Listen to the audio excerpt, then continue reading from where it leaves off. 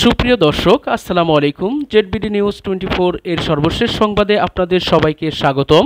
প্রথমেই জানিয়ে দিচ্ছি সংবাদ শিরোনাম।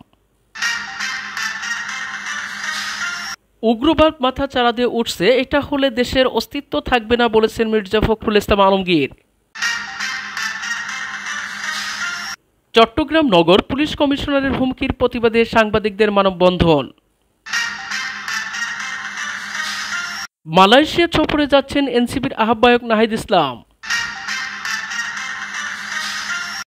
সিএসির সঙ্গে জামাত নেতাদের বৈঠক, নির্বাচনে সবার জন্য সমান সুযোগ তৈরি করতে হবে, যেটা এখনও অনুপস্থিত। গণপরিষদ নির্বাচনের মাধ্যমে সংবিধান সংশোধন, তারপর নির্বাচন, বলেছেন আক্তার হোসেন। এতক্ষণ শুনছিলেন সংবাদ শিরোনাম, এবার বিস্তারিত। উগ্রবাদ মাথা চাড়া দিয়ে উঠছে, এটা হলে দেশের অস্তিত্ব থাকবে না বলেছেন মির্জা ফখরুল ইসলাম আলমগীর। বাংলাদেশে নতুন করে উগ্রবাদ মাথা চাড়া দিয়ে উঠছে, যা রুখে দেয়া না গেলে বাংলাদেশের অস্তিত্ব বিপন্ন হবে বলে সতর্ক করেছেন বিএনপির মহাসচিব মির্জা ফখরুল ইসলাম আলমগীর। তিনি বলেছেন, আজকে একটা নতুন করে কথা উঠছে, ষড়যন্ত্র চলছে। বাংলাদেশে এক ধরনের উগ্রবাদ মাথা চাড়া দিয়ে উঠছে, এই উগ্রবাদকে মাথা চাড়া দিয়ে উঠতে দেয়া যাবে না, তাহলে বাংলাদেশের যে অস্তিত্ব আছে সে অস্তিত্ব রক্ষা পাবে না। জন্মাষ্টমী উপলক্ষে বৃহস্পতিবার সন্ধ্যায় রাজধানীর ইঞ্জিনিয়ার্স ইনস্টিটিউশনে হিন্দু সম্প্রদায়ের নেতাদের সঙ্গে শুভেচ্ছা বিনিময় ও আলোচনা সভায় সভাপতির বক্তব্যে এসব কথা বলেন মির্জা ফখরুল ইসলাম আলমগীর।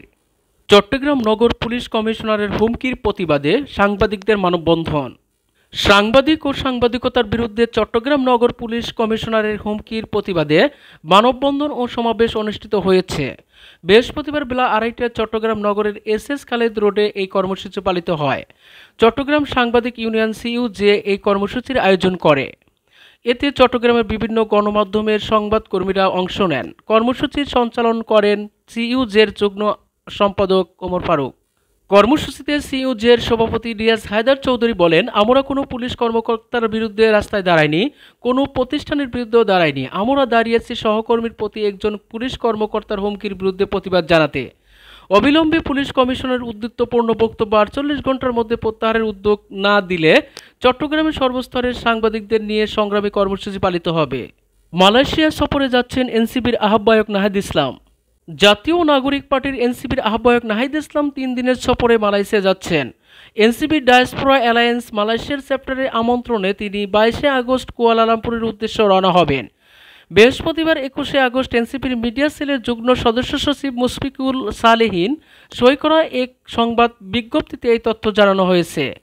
সিএসির সঙ্গে জামাত নেতাদের বৈঠক, নির্বাচনে সবার জন্য সমান সুযোগ তৈরি করতে হবে, যেটা এখনও অনুপস্থিত। দেশে নির্বাচনের জন্য এখনও লেভেল প্লেয়িং ফিল্ড আসেনি বলে মনে করেছেন জামাত ইসলামীর সহকারী সেক্রেটারি জেনারেল হামিদুর রহমান আজাদ। তিনি বলেছেন, সে কারণে আমরা অন্যান্য দাবির সাথে জোরালোভাবে বলছি যে সবার জন্য সমান সুযোগ তৈরি করতে হবে, যেটা এখনও অনুপস্থিত আছে। তাদের এই উদ্বেগ নিরসনের কাজ করা হচ্ছে বলে নির্বাচন কমিশন আশ্বস্ত করেছে বলেও জানিয়েছেন এই জামাত নেতা। গণপরিষদ নির্বাচনের মাধ্যমে সংবিধান সংশোধন, তারপর নির্বাচন, বলেছেন আক্তার হোসেন। জাতীয় নাগরিক পার্টির সদস্য সচিব আক্তার হোসেন বলেছেন, আমরা চাই গণপরিষদ নির্বাচনের মাধ্যমে সংবিধান সংশোধন করে তারপর জাতীয় নির্বাচন, কিন্তু অনেকেই শুধু চায় জাতীয় সংসদ নির্বাচন। এসব বিষয় নিয়ে সরকারকে একটা সিদ্ধান্তে আসতে হবে, যাতে গণপরিষদ নির্বাচনের আয়োজনটা সরকার সঠিক সময়ে করতে পারে।